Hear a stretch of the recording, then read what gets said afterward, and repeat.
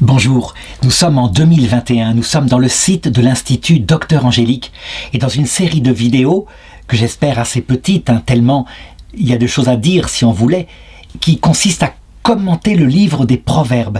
Des proverbes qui sont individuels, verset par verset, à partir du chapitre 10. Et j'en suis rendu au chapitre 13, verset 12, un prophète qui a un sens, je dirais, profane, que n'importe quel psychologue peut connaître, mais qui a aussi un sens spirituel.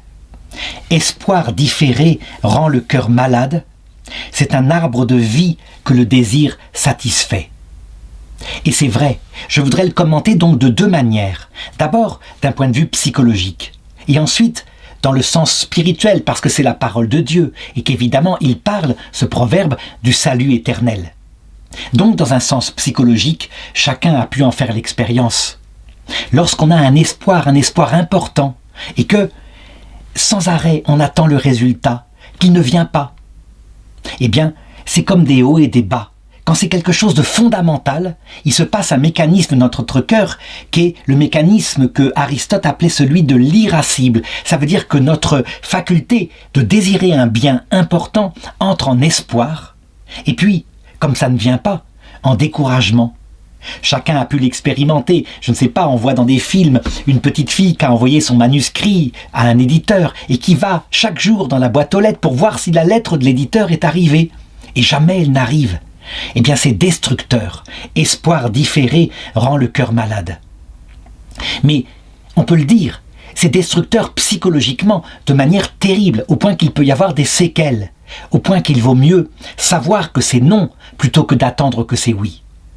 Je me rappelle quelque chose qui m'a bouleversé en cette année 2021 où je fais ce commentaire. C'est l'histoire d'une maman qui avait élevé de tout son cœur ses enfants, qui avait eu un premier malheur terrible. Elle avait perdu 2 enfants avec son mari dans un accident de la route. Ils étaient derrière, ils n'étaient pas attachés, à l'époque c'était pas obligatoire. Ils étaient rentrés dans quelque chose et les enfants avaient été éjectés, tous les deux, les petits avaient été tués. Ils avaient réussi à dépasser, ils avaient recréé une famille et eu 2 nouveaux enfants, dont une petite Élodie qui faisait leur joie, Élodie Kulik. Et elle était brillante en classe, obéissante, joyeuse, comme la lumière de leur vie. Et ils grandissaient, et elle plus ils faisaient leur fierté, elle réussit son bac, ses études supérieures d'économie, et elle devint la plus jeune banquière, directrice de banque dans le nord de la France.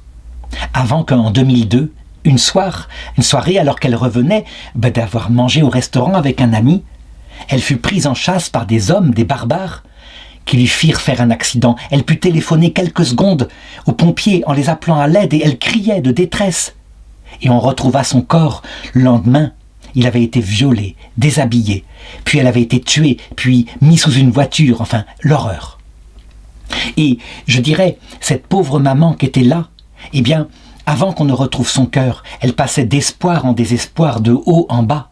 Et ensuite, quand on cherchait les coupables et qu'on ne les trouvait pas parce qu'il n'y avait qu'une espèce d'enregistrement, elle passait de haut en bas. Et puis, elle n'avait pas assez d'espérance théologale. Elle, pourtant, qui était chrétienne et son mari aussi, Monsieur Kulik, pas assez d'espérance théologale pour supporter, eh bien, la douleur de ces hauts et ces bas. Si bien qu'à un moment donné, elle prit des médicaments pour mourir. Et on comprend, on ne se moque pas, on n'est pas là à dire « mais elle s'est suicidée ». Dieu donne la grâce suffisamment pour passer ce genre d'épreuves, c'est donc de sa faute. Saint Paul le dit explicitement, vous n'aurez pas d'épreuves qui dépasseront votre possibilité de les passer. L'expérience montre que ce proverbe ou ce verset de Saint Paul est vrai, mais pas sur terre. Il est vrai pour l'éternité. Il est vrai pour le jugement dernier. Ça veut dire que l'épreuve qui sera la confrontation à Lucifer ne sera pas...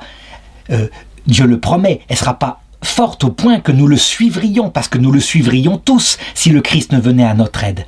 Mais sur terre, bien sûr que l'épreuve peut dépasser nos forces. Même la petite Sainte Thérèse de l'Enfant Jésus le disait. Juste à la fin de sa vie, elle disait après sa maladie et la nuit de l'esprit où Dieu la plongea, « Je comprends maintenant ceux qui se tuent. » Voilà. Donc, on le voit, l'espoir différé, ou le désespoir quelquefois, eh bien, véritablement, ça rend le cœur malade. Il vaut mieux quelquefois l'échec. Le papa d'Élodie, donc M. Kulik, lui, une fois la certitude que sa fille était morte, eh bien, il n'eut plus qu'une idée, c'est trouver les coupables, venger sa fille, et il le lui promit, et il vivait avec elle dans sa prière. Il vivait avec elle sans cesse, jamais elle ne quittait son cœur, donc il put tenir grâce à ça, en sachant qu'il la reverrait dans l'autre monde, tandis que la maman, elle, son cœur avait été brisé. Tout homme qui a connu ce cycle de l'espoir suivi de désespoir ou de joie suivi de tristesse sait que c'est atroce. Or, il peut y avoir plusieurs mécanismes qui provoquent ça. Parfois, c'est sans raison, c'est uniquement une raison organique. C'est ce qu'on appelle la névrose maniaco-dépressive. Ça veut dire que ce sont des pauvres gens, il faut comprendre, c'est atroce, qui passent de moments où ils sont phase up, ça veut dire qu'ils vont bien, comme s'ils avaient pris de la cocaïne. Et ils sont capables de battre le monde, ils sont plus forts que tout, ils reprennent espoir, ils vont faire des courses terribles parce que, évidemment, l'argent ne va pas manquer. Suivi, quelque temps plus tard, par une chute complètement dans la dépression, comme si un produit, peut-être la dopamine, qui était surabondante à un certain moment, donc c'est un handicap physique, venait à manquer. Et alors, dans la phase down, ça veut dire en dessous, ils sont prêts au suicide, ils n'ont plus l'espoir de rien. Ceux qui connaissent cette maladie mentale savent à quel point elle est douloureuse, destructrice. Et pourtant, la cause là n'est pas objective. Du coup, on l'appelle une psychose, parce que les gens sont dans l'imaginaire, mais en fait, c'est surtout peut-être une névrose provoquée par un état d'âme négatif suivi de positif. Notre corps produit cela. Parfois, l'état vient du fait qu'on espère trop des biens de la terre, à savoir une carrière, ou de l'argent, ou du plaisir. Et donc, à ce moment-là, il peut y avoir des hauts et des bas aussi, parce qu'on a mis sa finalité dans des choses secondaires qui ne peuvent pas combler le cœur.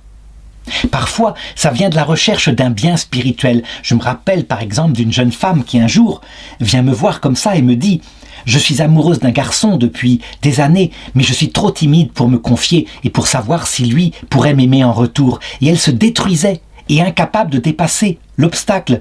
Et elle passait donc de haut en bas, surtout que la vie passait. Elle était âgée déjà de 34 ou 35 ans. Et moi, je me rappelle lui avoir dit, mais alors, si vous êtes trop timide, dans ce cas-là, eh bien, moi, je vais aller le trouver, ce garçon, simplement, et vous verrez, vous saurez s'il y a un espoir ou pas. Et elle me disait, ah, le prêtre de notre paroisse dit que je ne devrais pas être amoureuse de lui, que c'est pas un garçon bien. J'allais donc le trouver, objectivement, en me présentant comme tel. Et le garçon me dit « Non, cette fille ne m'intéresse pas. Il n'y a aucun espoir, ne lui laissez aucun espoir. » Et je lui dis, et tout d'un coup elle était soulagée. Et effectivement, elle put prendre alors les moyens pour réaliser ce qu'était son rêve, donc le mariage, et elle fut mariée 1 ou 2 ans plus tard parce que elle avait mis en place les choses. On passe à l'action. On ne reste pas comme ça dans un espoir différé qui rend le cœur malade. Alors, il y a une 4e réalisation de ce proverbe à travers l'espérance théologale. Quand on dit sans arrêt, vous verrez la victoire arrivera, sachez-le, le Christ a déjà vaincu le monde.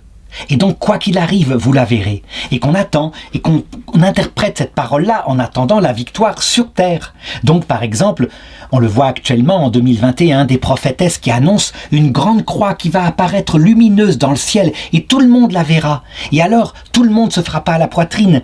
Et vraiment, aux 20h, les gens diront, ben oui, c'est le Christ qui avait raison, on s'est trompé, etc. Quant à ceux qui ne voudront pas croire, ce sera de leur faute. À eux, tout seuls, ils se mettront loin de Dieu. Et on vit de cet espoir-là.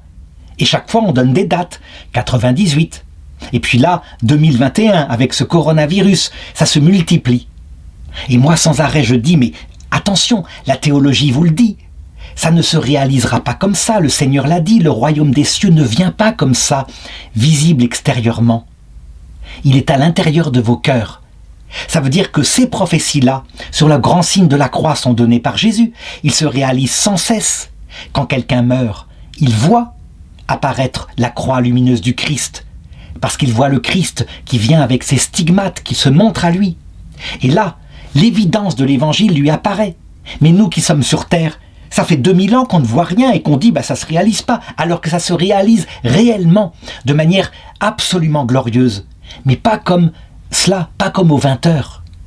Et donc, ces gens qui ont confondu l'espérance théologale avec ce bien-là, visible, mais dans l'autre monde, avec un espoir terrestre, passent de haut en bas et leur cœur devient malade et au bout d'un certain temps, ils finissent par mettre de côté ces prophéties eschatologiques alors qu'elles viennent de Jésus lui-même, elles sont valables, mais pas comme ça, éternellement. Donc, après avoir commenté ce texte d'un point de vue, je dirais, littéral, j'aurais pu développer aussi, par exemple, le harcèlement au travail, qui est un espoir différé, espoir que ça s'arrange, et puis le petit chef vient là de nouveau harceler les choses, ou le harcèlement dans le couple, où souvent, la personne qui se sent harcelée, finit par dire que l'autre est un pervers narcissique, alors qu'en fait, c'est simplement un homme qui ne fait plus d'efforts, ou une femme qui fait plus d'efforts, qui simplement vit au jour le jour, tandis que l'autre se dessèche parce que ses désirs profonds ne sont pas comblés.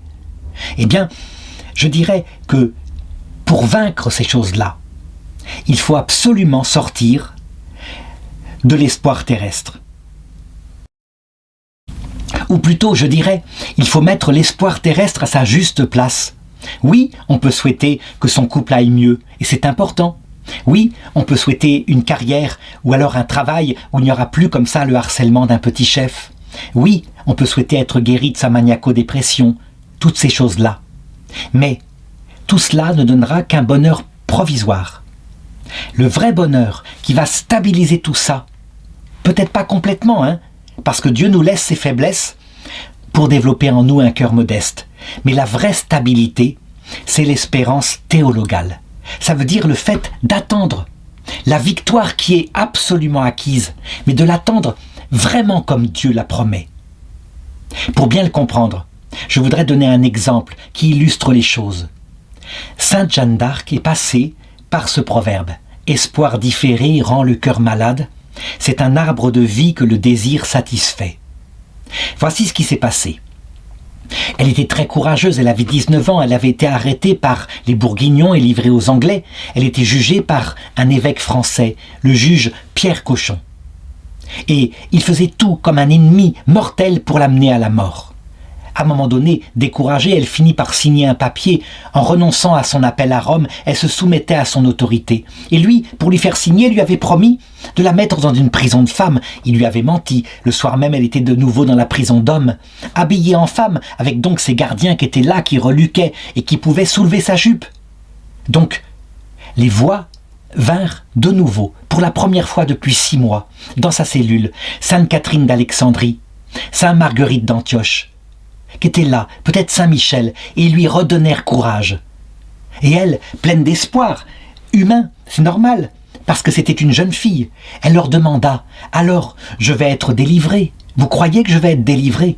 Et ces voix lui répondirent « Oui, tu vas être délivrée, et par grande victoire. » Et elle, aussitôt, comment aurait-on fait autrement? Eh bien, elle se dit, c'est que le roi Charles VII de France va payer ma rançon, et je vais être délivrée comme ça. Ou alors il va conquérir la ville et ça va être la fin des Anglais. Elle s'était imaginé ça. Donc elle vivait d'espoir. Et elle se réhabilla en homme, reprenant la force de son être. Le problème, c'est que le lendemain, l'évêque Cochon vint en grand équipage. Prévenue par les gardes, elle s'était réhabillée en homme, donc de nouveau une travestie. Comme si c'était une travestie, c'était uniquement pour protéger sa vertu. Et ils déclarèrent qu'elle était retombée dans son péché, et ça y est, ils ne pouvaient plus rien pour elle, ils la livrèrent aux bras des Anglais, et le jour même, elle fut brûlée vive.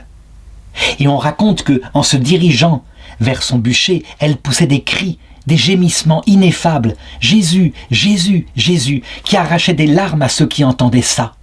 Mais qu'il y avait même un soldat anglais qui était là, qui lui ricanait au contraire en disant « La sorcière, ça y est, on la tient », etc. Et qui s'était promis de rajouter un fagot dans le feu. Et donc c'est ce qu'il fit. Le feu était pris, elle était en train de se tortiller de douleur. Alors il rajouta un fagot dans le feu en s'approchant très près, et pourtant Dieu sait si c'était chaud. Et puis il revint, il était tout pâle, il était effrayé, et il dit « Mon Dieu, qu'avons-nous fait? Nous avons brûlé une sainte. » Et les gens l'entouraient en disant « Mais quoi? Oui, j'ai vu une colombe qui sortait de sa bouche. Je l'ai vue quand j'ai jeté le fagot dans le feu, je l'ai vue de mes yeux. Nous avons brûlé une sainte, nous sommes perdus. » Et ceci se répandit dans toute l'armée anglaise. Alors, qu'est-ce qu'il en est? Jeanne d'Arc, elle vivait aussi d'espoir, elle faisait comme elle pouvait. Et Dieu, par cet espoir-là, laissait son cœur, tomber malade, comme un espoir différé. Tandis que là, au moment de sa mort, quand son âme partit, et qu'il la consola, et qu'il lui expliqua tout, qu'il avait laissé faire ces choses-là pour que son cœur devienne le cœur d'une jeune fille humble, prête à la vision béatifique, que la grande victoire était éternelle, on s'en souviendrait toujours maintenant, qu'elle serait canonisée, et qu'elle le méritait, qu'elle avait vraiment combattu comme il fallait. On peut dire, c'est un arbre de vie que le désir satisfait, mais bien plus grand que celui de Jeanne d'Arc. Bien sûr qu'il y a eu la victoire contre les Anglais, et la guerre de 100 ans s'est terminée peut-être 20 ans plus tard. Mais surtout, il y a eu la victoire éternelle de Sainte Jeanne d'Arc, qui maintenant est une des vierges qui combat pour nous le démon depuis le ciel et qui nous explique par sa vie matérielle, comme dans une parabole, le combat de la vie spirituelle, donc les épreuves qui nous tombent dessus et tout cela. Mais c'est pour nous façonner un cœur modeste comme il l'a fait pour elle. Donc ce proverbe, évidemment, dans un sens théologal, prend quelque chose de beaucoup plus profond. Espoir différé rend le cœur malade, c'est vrai. Et le Seigneur le permet, mais pour créer en nous un cœur humble. Tandis que c'est un arbre de vie que le désir satisfait, et le désir profond de notre cœur, c'est pas simplement une carrière ou une victoire militaire, c'est de voir Dieu face à face, en compagnie de ceux que nous aimons. Et ce sera accompli.